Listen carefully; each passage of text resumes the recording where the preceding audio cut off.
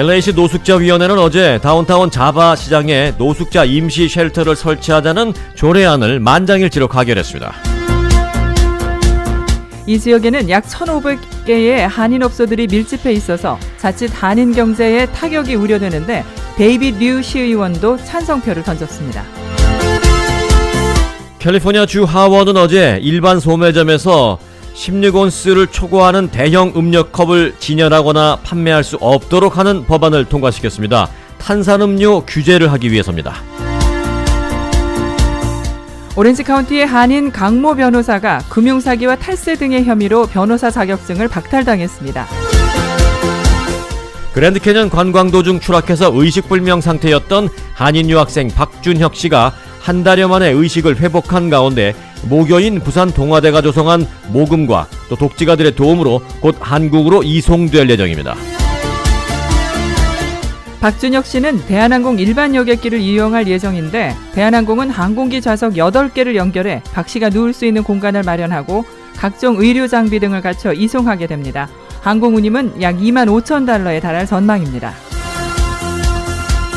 부자에게 세금을 더 걷자는 소위 부유세와 관련해 민주당 대선 주자들이 잇따라 지지 의사를 밝힌 가운데 트럼프 대통령은 사회주의와의 전쟁을 선포하는 등 비난하고 있습니다.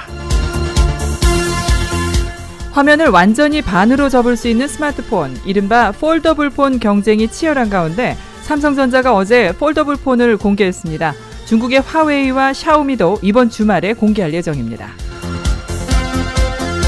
북미 정상회담이 열릴 베트남 하노이시에서 오토바이 경계령이 내려졌습니다.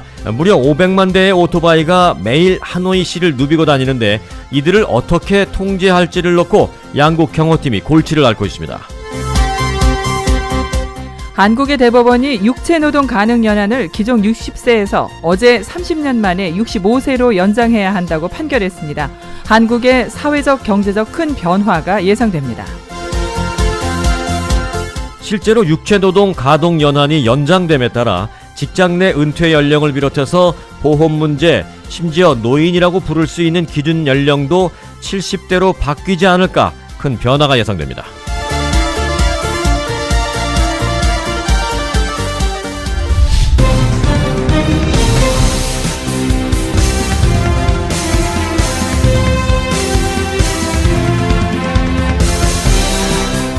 여러분 안녕하십니까, 송봉훈입니다.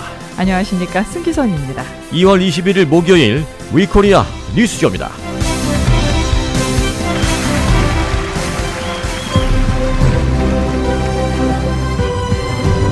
Ladies and gentlemen, please welcome to the stage Senior Vice President of Product Marketing, Justin Dennison. 네, 삼성전자 프로덕트 마케팅 저스틴 데니스 수석 부사장이 소개됐습니다. 어제 있었던 삼성전자의 새로운 스마트폰 소개 현장에서입니다. Thank you. And hello, ladies and gentlemen, welcome to Unpacked. All right. This is 네, 언팩 행사를 얘기하는데요. 언팩 행사라는 것은 새로운 제품이 나왔을 때 꽁꽁 감춰놓고 연구만 하다가 기업체가 이제 어느 특정일을 잡아서 대중의 세상에 공개하는 것이죠. 갤럭시 공개 행사, 갤럭시 언팩 행사 날이었습니다. It's going to be a great day. 어제였습니다.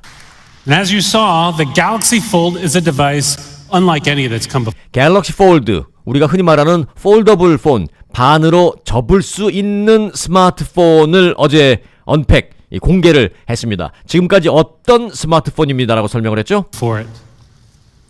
At Samsung, we're driven to invent 삼성은 의미 있는 결과를 얻기 위해서 개발에 심혈을 기울여왔다는 얘기입니다. meaningful breakthroughs. And these days, we essentially live on our phones, right? 요즘 우리는 스마트폰을 통해서 살고 Screens are 있습니다. the windows to our worlds. 스마트폰은 세계로 통하는 Despite 창입니다. all the progress we've made, the size of our screens is still fundamentally limited by the size of our devices. 우리가 이루어오는 많은 그 진보에도 불구하고 그러나 우리는 이 디바이스, 즉 이 삼성이 아니라 모든 스마트폰 그 기기의 사이즈, 크기의 제한 때문에 많은 부분에 있어서 우리는 한계를 느껴왔다는 얘기죠. Until now. 지금까지는 말이죠. 오늘까지 그래왔다는 얘기인데 오늘 이후부터는 다르다라는 얘기를 하려고 합니다. With the Galaxy Fold, we're creating a new dimension for your phone. 갤럭시 폴드 폴더분포는 이제 완전히 새로운 차원을 창조해낼 겁니다. And your life. 여러분의 삶에서 말이죠. We're giving you a device that doesn't just define a new category, 우리는 새로운 범주를 정의할 새로운 기기를 찾았습니다. it defies category. 그건 어떤 범주에도 포함되지 않는 기기입니다. With the Galaxy Fold, you get a powerful smartphone and a revolutionary tablet all in a single premium package. 갤럭시 폴더블4는 강력한 스마트폰과 혁신적인 태블릿 그 두 가지 모든 기능을 단 하나의 프리미엄 패키지 안에 담았습니다 라고 얘기합니다. 다시 한번 들어볼까요? New category, it defies category. 자, 지금부터입니다. With the Galaxy Fold, you get a powerful smartphone and a revolutionary tablet all in a single premium package. When it's folded, 이걸 접게 되면 it has a 4.6-inch display. 4.6인치 디스플레이로 It's compact and perfectly portable. 컴팩하고 들고 다니기 완벽한 기기가 됩니다. But 하지만 when the device opens up, 이 스마트폰, 이 디바이스를 펼치면 your world does too. 여러분의 세상도 그렇게 펼쳐질 겁니다. With a massive 7.3-inch 거대한 7.3인치 Infinity Flex display 인피니티 플렉서블 디스플레이 무한대한 우리에게 무한한 꿈을 줄 수 있는 이 플렉서블 접히는 디스플레이를 가진 that transforms the fold into a tablet. 태블릿으로 스마트폰이 바뀝니다. Thank you. Thank you. It's gorgeous. 아주 멋집니다. Now, in order to create a brand new type of smartphone, we had to develop brand new ways to design 우리는 지금까지 없던 새로운 이 브랜드 뉴 스마트폰을 만들기 위해서 여러 면에서 혁신적인 방법을 해서 창조를 했는데요. brand new ways to design, 디자인과 engineer, 엔지니어링 and manufacture. 그리고 제조 과정 등을 모두 총동원했습니다. From the screen to the frame to every element you can see and touch. 당신이 보고 만질 수 있는 모든 것들을 다 말입니다. We left no stone unturned. 모든 수단을 다 동원했습니다. One of the biggest challenges was building the backbone of the device. 우리에게 가장 큰 도전, 이 새로운 기기의 뼈대를 만드는 작업이 우리에게 가장 큰 도전이었습니다. Something that could hold strong. Even after hundreds of thousands of folds, 수천 번 접고 펴고 해도 자, 이제부터 중요한 얘기가 나옵니다. one of the biggest challenges was building the backbone of the device. Something that could hold strong. Even after hundreds of thousands of folds and unfolds. 폴드 또는 언폴드 하더라도 수천 번. So we invented a sophisticated hinge system. 자, 여기 중요한 얘기가 방금 나왔습니다. 힌지 시스템이라고 나왔죠. 수천 번 접고 펴고를 반복해도 버텨낼 수 있는 강하고 부드러운 그 부분 힌지라는 부분인데요. 그런 힌지 시스템을 만들어냈다라는 얘기합니다. 힌지 시스템. 이게 한국에서 중고등학교 때 이 기술 클래스를 들었던 우리 세대들은 힌지라는 걸 다 아는데요. 쉽게 말하면 어떤 부품과 부품이 연결되는 그런 부분입니다. 그 연결되는 그 부분이 자연스럽게 연결되고 접었다 폈다가 될 수 있도록 그 연결고리 역할을 하는 파트 부품이 있는데 그런 거를 힌지라고 부릅니다. 그 힌지 시스템을 지금 가장 중점적으로 설명하고 있습니다. Unfolds. So we invented a sophisticated hinge system. 얘기 나왔죠? That allows you to open and close the Galaxy Fold smoothly and naturally. 아주 부드럽고 아주 자연스럽게 그렇게 접혔다 폈다가 될 수 있게 정교한 그런 힌지 시스템을 개발했다는 얘기입니다. And the beauty of it is, you don't even see it. 당신이 볼 필요도 없을 만큼 아름답습니다. The hinge's multiple interlocking gears are hidden. 지금 힌지 또 얘기 나왔죠? 힌지는 다중 연동 기관에 숨겨져서 매끄럽고 우아하게 작동합니다라는 얘기를 했습니다. 이 힌지 얘기가 좀 중요하거든요. The beauty of it is, you don't even see it. The hinge's multiple interlocking gears are hidden, giving the device a seamless, elegant look. 매끄럽고 우아하게 작동합니다. 여러분들은 볼 수도 없고 볼 필요도 없습니다. 또 보이지 않습니다. 그러나 그 힌지는 다중 연동 기어 안에 숨겨져서 아주 매끄럽고 우아하게 작동합니다. And that's just one of the ways we carefully considered the 이건 우리가 아주 고심 끝에 만들어낸 겁니다. design of the fold. We also gave you 4 galactic colors to choose 우리는 from. 또한 4종류의 색상을 준비했습니다라고 얘기하면서 4종류의 이제 삼성의 새로 나온 스마트폰 폴더블 폰, 접는 폰 4가지 색상에 대해서 얘기하려고 합니다. Cosmos Black, 카스모스 블랙, not just 블랙, 그냥 블랙이 아니죠. 카스모스 블랙이라고 이름을 붙였습니다. Cosmos Black, 카스모스 블랙, Space Silver, 그냥 실버가 아닙니다. 스페이스 실버, Martian Green, 그냥 그린이 아닙니다. 마틴 그린, or Astro Blue. 그냥 블루가 아닙니다. 애스트로 블루. Thank you. 박수가 터져 나오죠. And depending on the color you choose, you can 그리고 여러분이 원하는 색상을 고르고 나면 make it your own by personalizing the hinge color too. 각자 취향대로 이 힌지 컬러, 힌지의 색상도 선택할 수 있습니다. All right? 사람들이 와 합니다. They like it. 좋은가요? The Galaxy Fold is a one-of-a-kind luxury device. 갤럭시 폴드는 럭셔리 디바이스가 될 겁니다. 무한한 방법으로 쓸 수 Two 있습니다. different screens, it's perfect for any situation.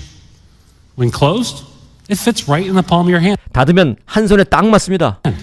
이 부분도 다시 한번 들어보죠. With two different screens, it's perfect for any situation. 다 두 개의 다른 화면은 어떤 상황에서도 완벽하게 작동합니다. 이 펼쳤을 때 얘기를 하는데요. 펼쳤을 때 두 개의 화면이 작동하기도 하고요. 그리고 이제 닫았을 때는 When closed, it fits right in the palm of your hand. 닫으면 한 손에 딱 맞습니다. So you can send a message to a friend or make a call with one hand while you're on the go. Of course, sometimes you want a larger screen. 가끔 넓은 화면으로 쓸 수도 The 있죠. Galaxy Fold's Infinity Flex display gives you a powerful multimedia experience. 갤럭시 폴드의 인피니티 폴더블 폰이라고 얘기하죠. 자, 이 단어까지만 다시 한번 들려드리도록 하겠습니다. Sometimes you want a larger screen. And the Galaxy Fold's Infinity Flex display gives you a powerful multimedia experience. 아주 강력한 멀티미디어 경험을 하시게 될 것입니다. 라고 데니슨, 이 수석 디자이너가, 수석 부사장이죠. 설명을 했습니다. 어제 언팩 행사였는데요. 전 세계가 삼성전자의 이 접는 전화, 폴더블 폰에 지금 큰 환호를 보내고 있습니다. 네, 들으신 것처럼 스마트폰 개발 경쟁이 굉장히 뜨겁습니다. 화면을 반으로 접을 수 있는 스마트폰, 이른바 폴더블 폰인데요. 석 달 전에 한 중국 업체가 세계 최초로 내어놓은 데 이어서 삼성전자도 어제 폴더블 폰을 공개했습니다. 중국 대기업 화웨이와 샤오미도 이번 주말에 내놓을 예정입니다. 반으로 접혀있던 스마트폰을 펼치자 화면이 커집니다. 접으면 스마트폰, 펼치면 태블릿 PC로 사용할 수 있는 폴더블 폰입니다. Galaxy Fold breaks new ground not just because it defies categories. Exactly. 화면을 완전히 접을 수 있고 사용자가 원하는 대로 화면을 나눠서 사용할 수도 있습니다. 오는 4월 시장에 나올 예정인데 가격이 만만치 않습니다. 기존 고가형 스마트폰의 2배 수준인 220만 원 정도입니다. 중국 대기업도 이번 주말 새로운 폴더블 폰을 선보일 예정입니다. 화웨이는 오는 24일 삼성전자와는 반대로 바깥쪽으로 접히는 폴더블 폰을 공개할 계획입니다. 샤오미도 같은 날 새로운 형태의 폴더블 폰을 공개하겠다고 예고했습니다. 삼성과 LG 등 국내 대기업이 중국 기업들의 저가 스마트폰 공세에 세계 시장에서 고전하고 있는 상황. 폴더블 폰 경쟁에서 어느 쪽이 먼저 주도권을 잡을지 주목됩니다. JTBC 박여우입니다. 세계적인 관광지 미국 그랜드 캐니언에서 한국인 관광객이 절벽 아래로 떨어져 중태에 빠졌습니다. 이게 한 달 전 뉴스입니다. 여행사 단체 관광을 하던 중에 자유시간에 변을 당했다고 합니다. 김기봉 특파원이 전해왔습니다. 한 달 전에 전해드렸던 뉴스인데 기억하시죠? 잠시만 더 들어보시죠. 미국 서부 여행 대표 관광지의 하나인 그랜드 캐년 사우스림. 캐나다에서 유학 중인 25살 박모 씨도 연말을 찾아 이곳을 찾았다가 화를 당했습니다. 이름은 박준혁으로 이미 이제는 밝혀졌습니다. 촬영 장소로 유명한 야바파이 포인트와 마드 포인트 사이의 절벽에서 수십 미터 아래로 떨어졌습니다.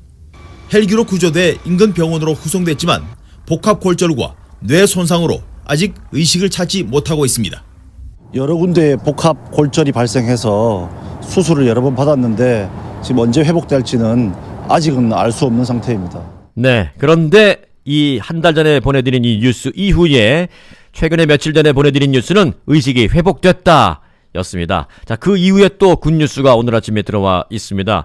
의식 회복한 데 이어서 어느 정도 말도 할 수 있고 어느 정도 음식도 섭취할 수 있는 정도가 돼서 드디어 한국으로 이송되게 됐습니다.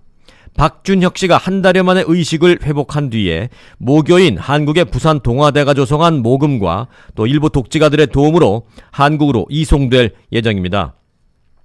부산 동아대 측은 박 씨의 심신 안정을 위해서 정확한 귀국 날짜는 공개하지 않기로 했습니다.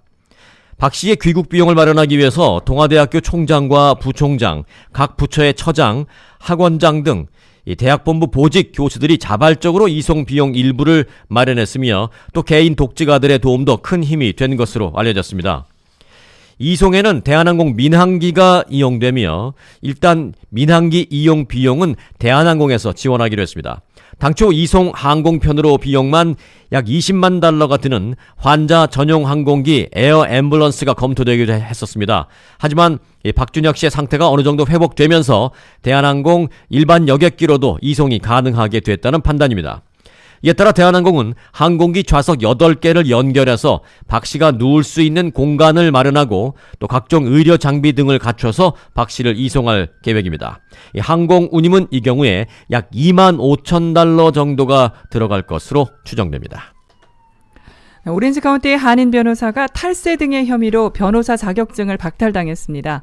가주 변호사 징계법원은 강모 변호사의 라이선스가 오는 24일자로 박탈된다고 밝혔습니다. 징계법원에 따르면 강 변호사는 지난 2015년 11월 12일 금융사기와 탈세 등 2건의 중범 혐의로 유죄가 확정됐고 이듬해 강 변호사가 항소법원에 불복 소송을 제기했지만 기각됐습니다. 그리고 이후 징계법원은 자격중지 징계를 내렸으며 어제 라이선스 박탈을 최종 결정했습니다. 네, 데이빗 류 LA 시의원이 한인사회에 또 한 번 뒤통수를 쳤습니다. 데이빗 류 시의원은 다운타운 자바시장 내 노숙자 임시 쉘터 설치 조례안에 대해서 어제 찬성표를 던졌습니다. LA시 노숙자 빈곤위원회는 어제 약 1,500개의 한인 의류업체가 밀집해 있는 LA 다운타운 패션 디스트릭트, 소위 자바시장에 노숙자 임시 쉘터를 설치하자는 조례안을 만장일치로 가결했습니다. 특히 위원 가운데 한 명인 데이빗 류 시의원도 찬성표를 던져서 앞으로 논란이 예상됩니다. 이 조례안은 이제 이 때문에 LA 시의회 최종 표결만, 전체 표결만 남겨놓고 있습니다. 데이빗 류 의원은 지난해 한인타운 벌먼트길과 윌셔 코너, 벌먼과 윌셔 코너 이 벌먼트 쉘터 논란이 가열되던 당시 관련 발의안을 동의한 후에 직접 제청하고 또 연단해서 지지한다라는 연설까지 맡아서 한인사회의 원성을 산 바 있습니다. 그러나 이번에 다운타운 자바시장에 노숙자를 만들자라는 안에 대해서는 이번만큼은 데이빗 류 시의원이 반대를 해달라라는 한인사회 요청을 받았습니다. 특히 다운타운에서 업소를 갖고 있는 1,500여 개 한인 의류업체의 업주들은 데이빗 류 시의원을 향해서 이곳에 노숙자 쉘터가 만들어지면 한인 경제에도 치명적인 타격을 입을 수 있기 때문에 노숙자 쉘터가 다른 곳에 세워질 수 있도록 노력해달라고 했습니다마는 데이빗 류 시의원 한인사회의 목소리는 뒤로 한 채 또다시 뒤통수를 치며 이곳에 노숙자 쉘터 찬성표를 어제 던졌습니다. 회춘시켜준다는 명목으로 일명 젊은 피를 수혈해주는 의료 서비스를 진행한 클리닉이 식품의약국 FDA의 행정명령으로 문을 닫았습니다. 어제 의료저널 웹에 의하면 고액의 돈을 받고 젊은 성인들의 혈액을 시니어 등 환자들에게 수혈해준 엠브로시아 헬스가 지난 19일 폐쇄됐다고 보도했습니다. 올해 초 스탠퍼드 의과대학 제시 카르메진 박사는 LA를 비롯한 샌프란시스코와 템파, 오마하 등 전국에 혈장 수혈 클리닉 4곳을 열었습니다. 해당 클리닉은 30세 이상 성인을 대상으로 16세에서 25세 사이의 젊은 청소년과 청년들의 혈액을 수혈해 준 것으로 밝혀졌습니다. 이 수혈은 1회당 8,000달러에서 10,000달러 상당의 고액의 비용이 들었습니다. 하지만 FDA 측은 이에 대해 과학적으로 효과가 입증되지 않았다면서 클리닉의 폐쇄를 명령했습니다.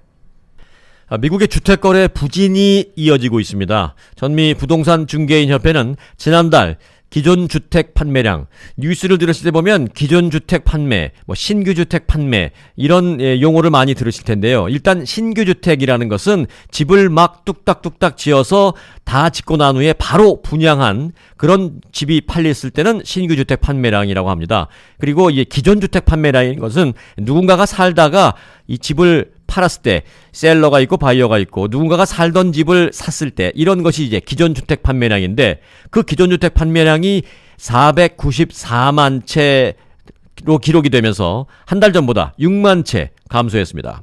전문가들의 예상치 500만 채도 밑도는 수준입니다. 이로써 주택 판매량은 3개월 연속으로 감소하면서 2015년 11월 이후로 3년 3개월 만에 최저 수준을 기록했습니다.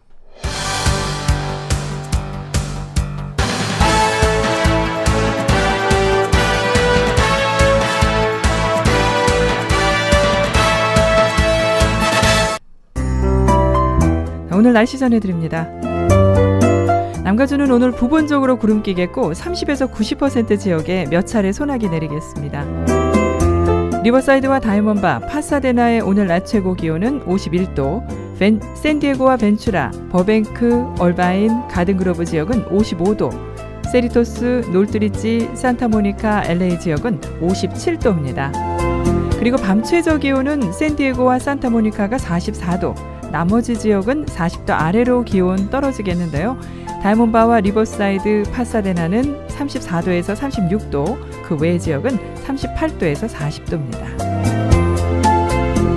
오늘 밤 12시부터 내일 오전까지 산간 지역에 서리주의보가 내려져 있는데요. 내일 오전에 기온이 27도까지 떨어지는 곳 있겠습니다. 그리고 주말이 시작되는 내일부터는 대체로 맑은 날씨가 이어지겠는데요. 기온이 점차 오르면서 다음 주 말엔 70도까지 낮 기온 오를 것으로 내다보고 있습니다. LA의 오늘 낮 최고 기온은 57도, 금요일 62도, 일요일 64도입니다. 지금까지 날씨였습니다.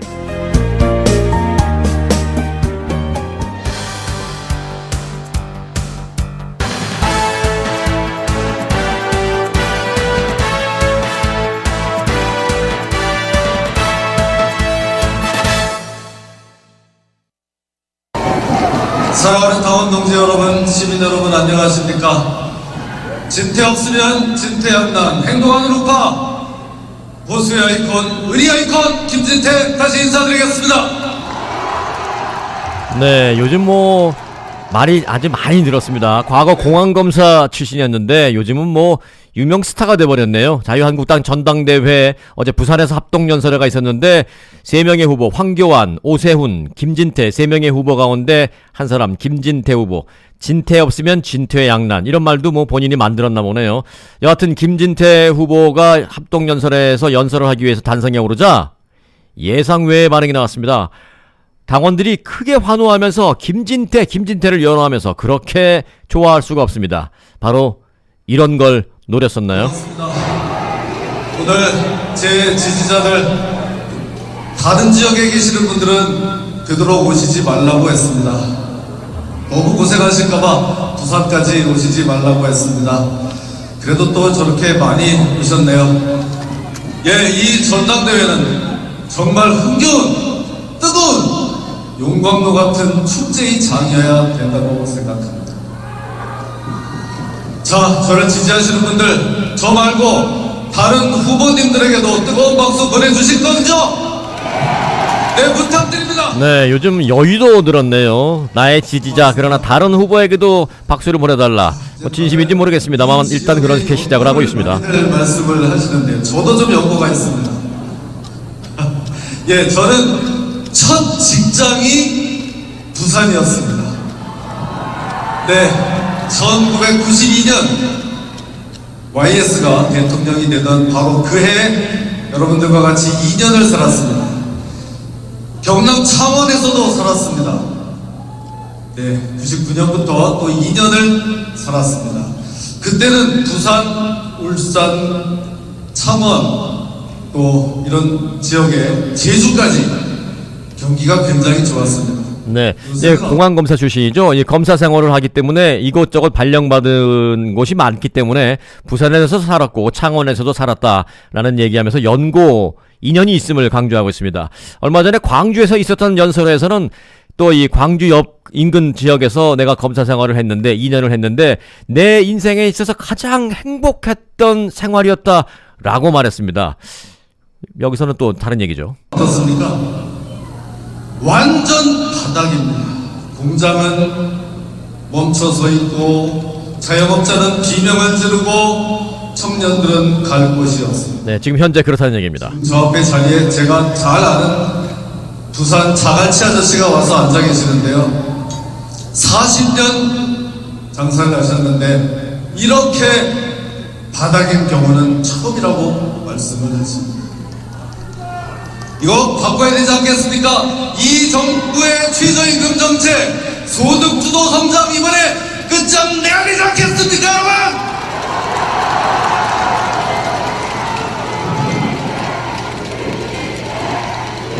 네, 김진태 이름이 드디어 연호되기 시작하죠? 여러분, 지금 이 태평양 네, 내가 김진태 후보의 연설 일부 내용 한 2분 30초 전해드렸습니다. 다른 후보의 연설은 지금 보내드리지 못했기 때문에 형평성 때문에 더 길게는 못 전해드리겠는데 김진태 후보의 그 연설 그래도 한 2분 남짓 보내드린 이유는 요즘 막말, 5.18 망언 등등으로 인해서 뭐 지지자들도 많이 뭐 나름대로 결집이 됐지만 또 반김진태도 있고 그야말로 화제에 오른 인물이기 때문에 일부 한 2분 남짓 연설 내용 전해드렸습니다. 그가 노린 게 이런 거였을 겁니다. 아마 노이즈 마케팅. 자, 어제 부산에서 있었던 상황이었습니다. 네, 방금 들으신 것처럼 자유한국당 전당대회를 앞두고 오늘 부산에서 합동연설회가 진행됐습니다. 그런데 태극기 부대의 막말 등이 당 내부에서도 문제가 돼서인지 오늘은 이전 연설회장에서 있었던 비방이나 야유가 잦아들었고 막말에 대한 사과도 나왔습니다. 부산에서 열린 세 번째 전당대회 후보 합동연설회는 막말과 고성, 욕설이 나왔던 지난 두 차례와 분위기가 달랐습니다. 대구 합동연설회에서 욕설까지 들어야 했던 김병준 비상대책위원장의 발언에 박수가 나왔고 자유한국당 전당대회가 엉망이 되어가고 있다. 이게 우리 당의 모습 맞습니까? 아니죠.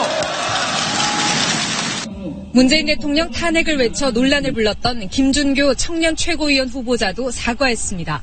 다소 과격한 언행으로 우리 당의 축제인 전당대회에 누를 끼치게 되어 죄송합니다. 일부 극성 지지자들이 당 재건 노력에 찬물을 끼얹는다, 당이 우경화되고 있다는 등의 당내 우려가 이어지자 당 차원의 자제 요청이 나왔고 김진태 후보의 태극기 부대에 대한 입장도 영향을 미친 것으로 보입니다. 오늘 제 지지자들 다른 지역에 계시는 분들은 되도록 오시지 말라고 했습니다. 황교안 후보는 현 정부에 각을 세웠고 부산, 울산, 경남 경제를 망친 주범 문재인 대통령 아닙니까?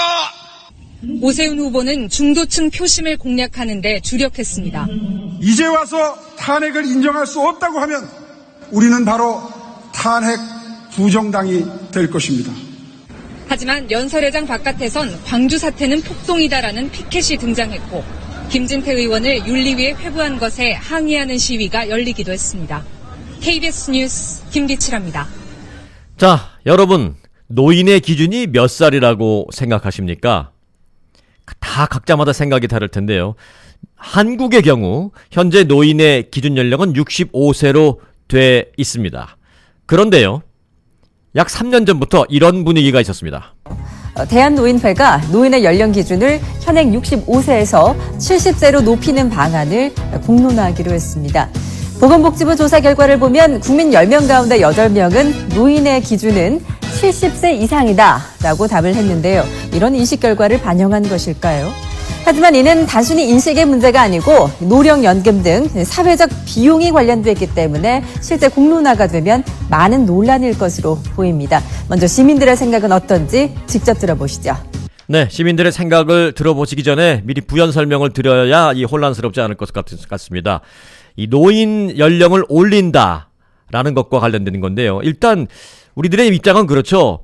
65세가 넘었을 때 노인네, 노인분, 노인이라고 부르면 기분 좋을까요? 안 좋죠. 그래서 노인이라고 불리기를 사실은 좀 꺼려하고 그렇게 노인이라고 불리는 나이가 좀 높아지기를 바라는 기본적인 마음은 있습니다. 이건 기본적인 나의 본성이고요. 그러나 사회적으로 노인으로 분류가 되면 여러 가지 혜택을 많이 받습니다. 뭐 미국에서는 뭐 메디칼도 그렇고요. 한국에서는 뭐 뭐 병원비도 그렇고 지하철 같은 거 뭐 마음대로 공짜로 타고 다니고 고궁박물관 다 공짜로 들어가고 혜택은 노인으로 분류가 되면 많이 받습니다. 그런데 또 노인이라고 분리우는 거는 사실은 싫죠. 그런 두 가지 마음이 어우러져 있습니다. 그래서 시민들의 생각, 노인의 연령을 높이는 것에 대해서 반대하는 그런 생각도 사실은 좀 있습니다. 지금 노인네들이 좀 반발했을 것 같아요. 근데 지금 갑자기 집수로면 65세나 66세 이런 사람들이 반발하지. 아니 지금 젊은 층이 적어지니까 그만큼 부담들이 많이 간다는 거 아니야. 그럼 좀 줄여줘야지 2세들이 좀 편하게 살 수 있지. 네, 1년만 있으면 65세인데 이제 와서 바꾸자면 아쉽네요. 저 욕심 같아서 그냥 했으면 좋겠어요. 65세 종전대로.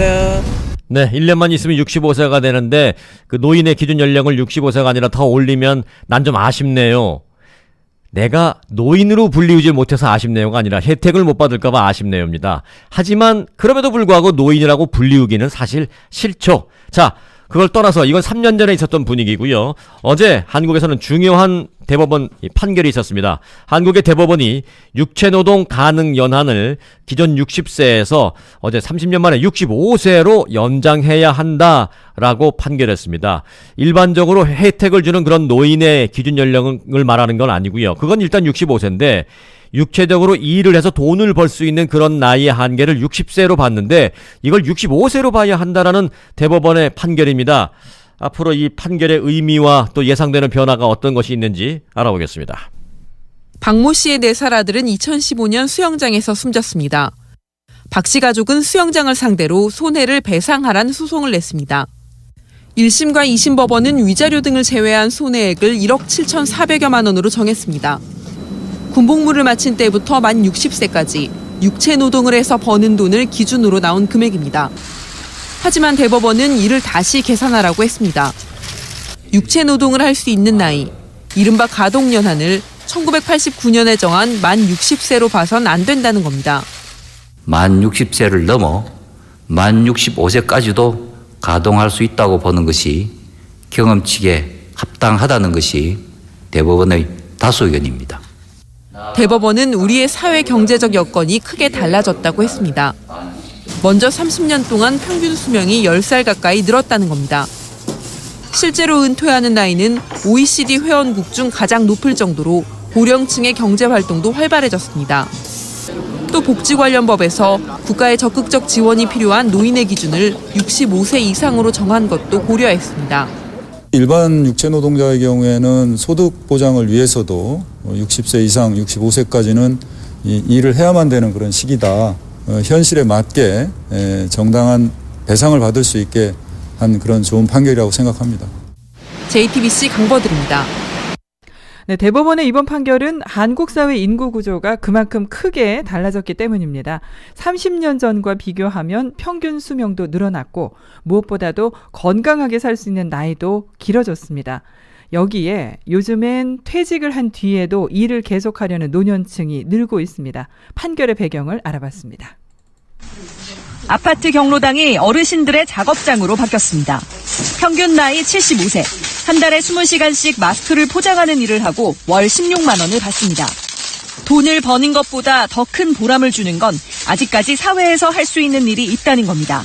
75세 됐다 하더라도 육체적으로나 정신적으로는 한 60대로 생각하고 있으니까 그런 쪽에서는 좀 몸 관리는 전혀 지장이 없고. 법정 정년인 60살이 지나서도 일하려는 사람들은 점점 늘고 있습니다. 그만큼 기대 수명이 늘어섭니다. 육체노동 가동연한이 높아진 1989년과 비교하면 평균 기대 수명은 71.2세에서 82.7세로 10년 넘게 늘었습니다. 이 가운데 만 60세에서 65세 사이에 일하려는 사람만 따져보면 30년 전에는 32만 명에 불과했지만 지금은 6배 넘게 많아졌습니다. 수명은 늘었는데 사회 안전망은 부족하고 그렇다고 일을 할 수 없을 정도로 체력이 나빠진 것도 아니기 때문입니다. 다른 OECD 국가에서는 연금이 가장 대표적인 이제 이렇게 노년의 소득원이 되고 있는데 한국 사회는 그렇지가 못한 거예요. 가족으로부터의 부양이나 아니면 자기 노동소득, 사업소득인 거죠. 특히 60세에서 65세 사이의 고용률이 60%에 육박하는 점을 감안하면 이들의 노동은 선택이 아닌 필수가 되고 있습니다. KBS 뉴스 오규정입니다. 네, 30년 만에 노인이라는 기준을 5년 연장하려는 움직임, 그 움직임의 첫 번째 물꼬를 대법원이 텄죠. 노인의 기준을 60세에서 65세가 아니라 대법원이 언제 판결을 내린 거는 좀 혼동이 있으면 안 되겠습니다만은 몸을 움직여서, 육체를 움직여서 돈을 벌 수 있는 그런 가능한 연한을 60세로 보는데 이걸 65세로 볼 수 있다라는 대법원의 판결입니다. 그런데 저는 여기서 잠깐 한 가지 의문점이 듭니다. 왜 그런 기준을 30년 만에 갑자기 5년 단위로 끊어야 하는가? 특별한 무슨 이유가 있는가라는 궁금증이 듭니다. 이유가 있을 것 같기도 하고요. 또 한편으로는 특별한 그런 이유가 딱히 없다면 굳이 5년 단위로 충격적으로 변화를 줄 필요가 뭐가 있느냐?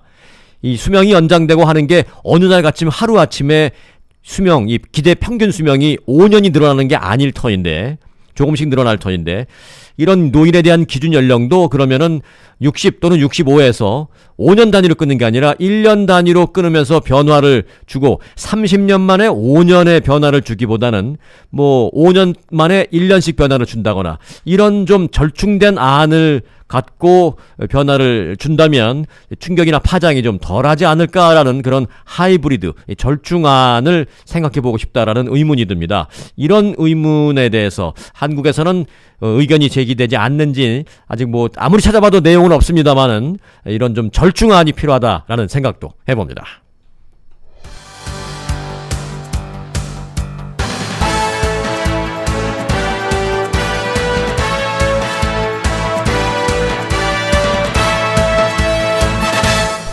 이 시간은 위코리아 실리콘밸리 지사의 마이크 홍 지사장이 보내온 실리콘밸리 소식입니다.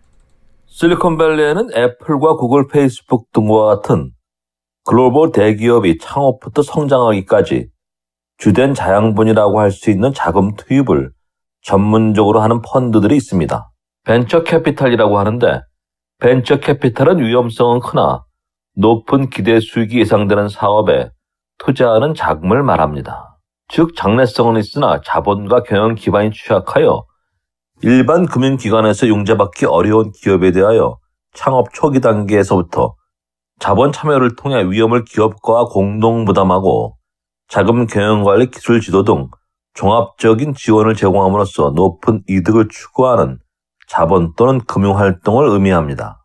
일반적으로 해당 기업이 성장하여 주식을 공개함으로써 혹은 인수합병을 통해 자본 이득을 얻어 수익을 올리게 됩니다. 지난해 미국의 벤처 캐피탈 투자 규모는 1,309억 달러입니다.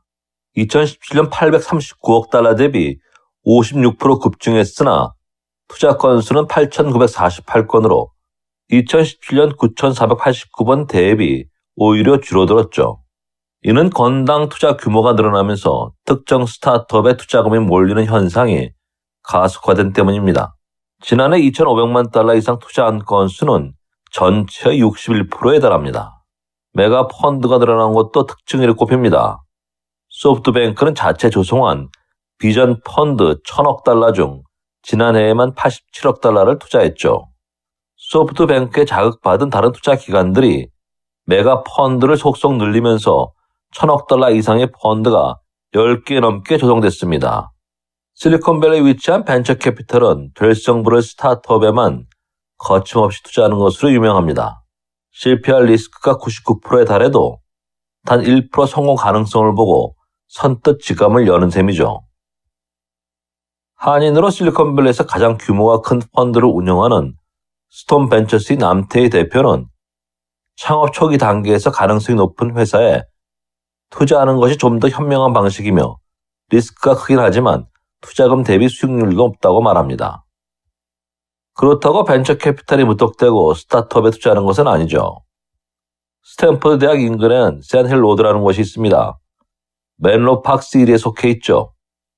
이곳에는 벤처 캐피탈들이 줄지어 위치해 있습니다. 수많은 스타트업이 벤처 캐피탈이 몰려있는 맨로파크로 제안서를 들고 찾아오지만 번번이 퇴짜 맞기 일쑤입니다. 눈에 띄는 독창성을 보여주지 않는 한 시장에서 큰 성공을 거두기 어렵다고 보고 벤처 캐피탈이 투자를 꺼리는 까닭이죠. 벤처 캐피탈이 실리콘밸리 기업 투자 규모는 지난해 400억 달러로 미국 전체 대비 39%를 차지합니다. 2위 뉴 잉글랜드, 3위 뉴욕과 비교가 안 될 정도로 활발한 투자 활동이 진행됩니다.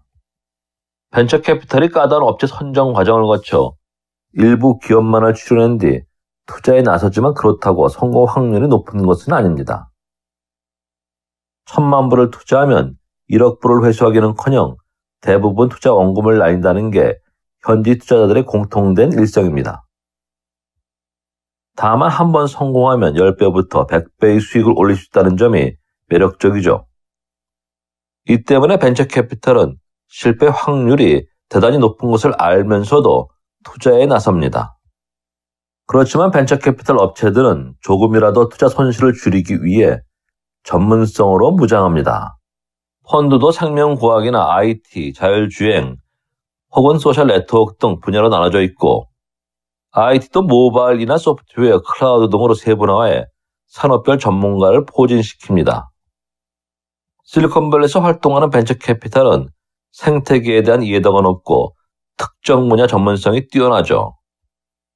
이 밖에도 개인 자금으로 구성된 엔젤 투자자 또한 벤처 캐피탈과 함께 실리콘밸리 생태계를 떠받치는 자금줄입니다.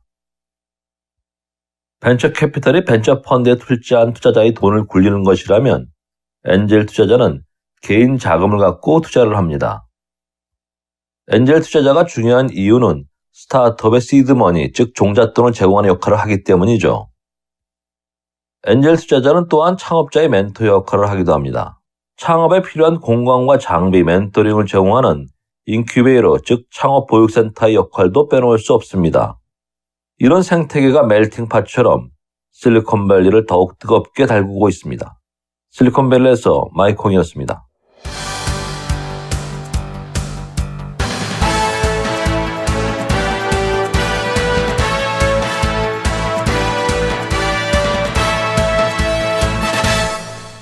네, 제2차 북미 정상회담이 6일 앞으로 다가왔습니다. 북한과 미국 모두 바쁘게 준비하고 있는데요. 정상회담이 열리는 베트남 당국은 경호와 관련해서 여러 가지 준비를 하고 있습니다. 베트남판 스와트, 다시 말하면 경찰 특공대인 꺼동이 이미 주요 장소를 지키고 있습니다.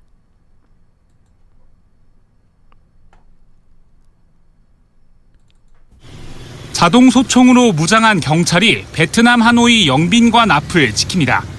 이들의 검은색 제복은 베트남 경찰 중 선택된 이들만 입을 수 있는 옷입니다. 베트남 말로 꺼동, 경찰 특공대를 상징하기 때문입니다. 총기와 같은 무력을 현장 판단에 따라 사용할 수 있는 권한이 있습니다. 이들은 현재 오페라 하우스 등 북미 회담의 중요 장소를 지키고 있습니다. 이외에도 베트남 현지 언론에 따르면 96개 순찰조가 주요 지역을 24시간 감시하고 있다고 합니다.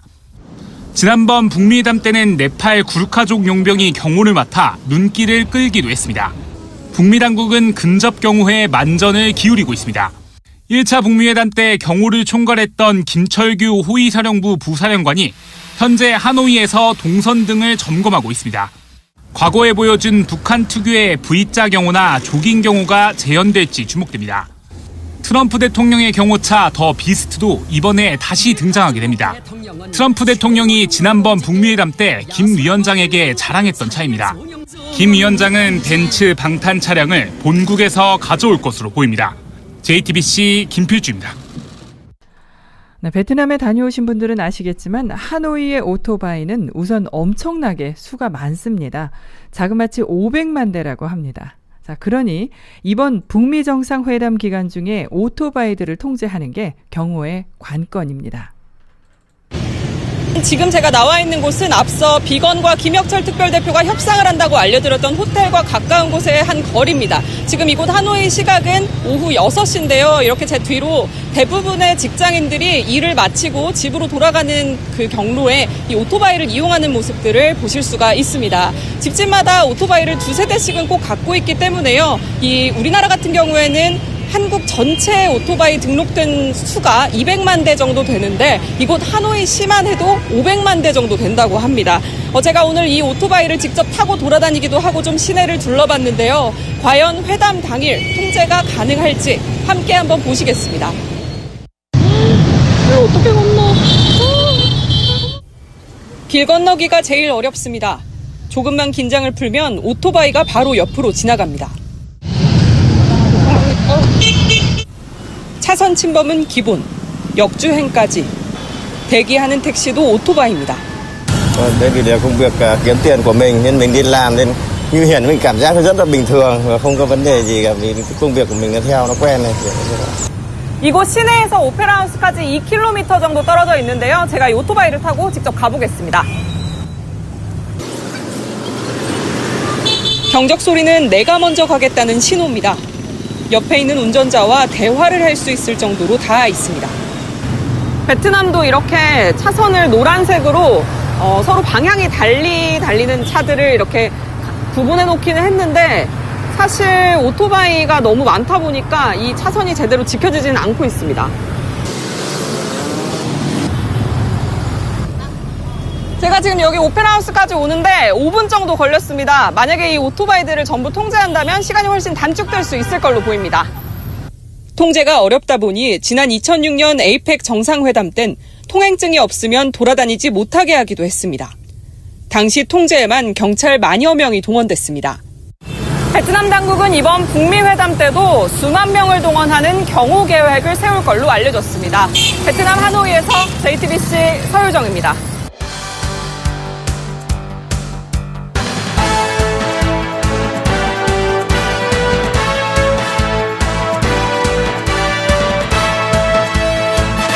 (60초) 후에 돌아옵니다. 이어서 LA 최고의 교육 전문가 데이지민의 교육 칼럼입니다.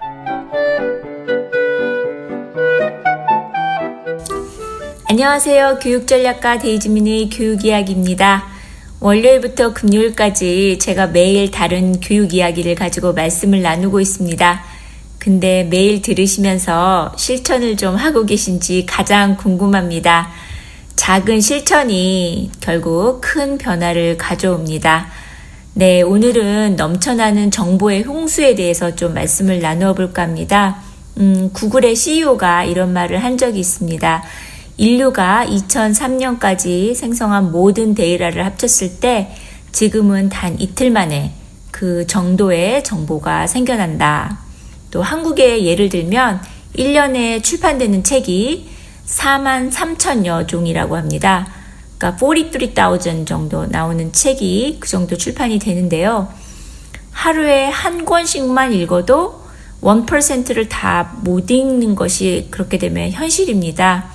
이렇듯 정보가 상당합니다. 물론 교육에 관한 정보도 넘쳐납니다. 정보가 부족해서 자녀가 대학을 잘 못 들어가거나 원하는 대학에 못 가는 경우보다 정보가 너무 많아서 아는 것이 너무 많다 보니까 이것저것 하다 보고 또 갈팡질팡 이렇게 하다 보면 실패를 좀 더 하는 경우가 많이 발생합니다. 부모로서 다양한 정보를 얻고 찾는 것도 중요하지만 가진 정보를 각 자녀의 성격과 개성에 맞게 디자인해서 활용하고 실천하는 것이 더 중요합니다. 그리고 확고한 부모의 교육관과 가치관이 있어야 합니다. 누구 아무개가 뭐 이렇게 해서 아이빌리그에 꼭 뭐 합격했대. 어머나 이걸 하면은 뭐 대학에서 너무너무 좋아하는데 뭐 기타 등등 이런 무수한 자료와 소문들이 떠돌고 있습니다. 근데 그게 이미 세상에 알려진 이상은 더 이상 대학 입학의 비밀이 될 수가 없고 또 그게 사실상 어디까지가 사실인지는 아무도 모르는 일입니다. 제가 매년 많은 학생들의 대학 입학 지원서를 리뷰를 해보면 솔직히 합격할 학생들은 다 합격합니다. 특별한 이변은 없습니다. 물론 대학의 특성에 따라서 학생을 뽑는 기준은 좀 다르지만 열심히 공부하고 성실한 학생은 늘 결과가 좋습니다. 만약에 실력이 안 되는 학생이 뭐 어떻게 해서 명문대에 입학을 했더라도 또 대학을 졸업하기가 쉽지 않을 뿐더러 대학에 가서도 누구보다 더 많은 노력을 해야 할 겁니다. 사실 정보가 많다는 것은 그만큼 선택의 폭이 넓고 다양하다는 좀 장점도 있지만 의사 결정을 하는데 옵션이 또 너무 많다 보니까 무엇인가 선택하고 판단할 때 불안한 마음을 가지게 됩니다. 넘쳐나는 정보의 홍수 속에서 남들이 뭐뭐라고 하더라, 저희가 일명 말하는 카더라 정보죠. 그 너무 카더라 정보에 의존하지 마시고 객관적인 정보 그리고 이를 잘 활용하는 지혜를 가지시면 좋겠습니다. 제가 다양한 이런 컬럼들을 쓰면서 느끼는 것이 솔직하게 쓴 글일수록 엄청 엔티 팬들이 생겨납니다. 그리고 또 무서운 댓글, 또 부정적인 댓글도 엄청 달아놓으시더라고요. 네, 정보와 지식의 차이를 분명히 구별하셔야 합니다. 오늘도 흔들리지 마시고 주체성을 가지시고 또 객관적인 자료와 정보를 구분하는 지혜가 바로 올바른 자녀 교육의 시작임을 꼭 말씀드리고 싶습니다. 감사합니다.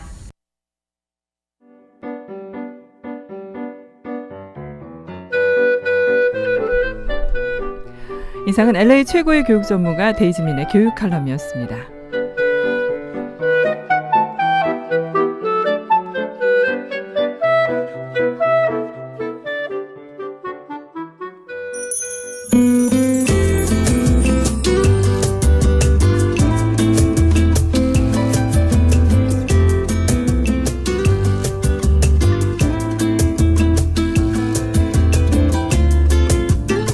네, 지금까지 진행의 승기선, 송봉우였습니다. 고맙습니다.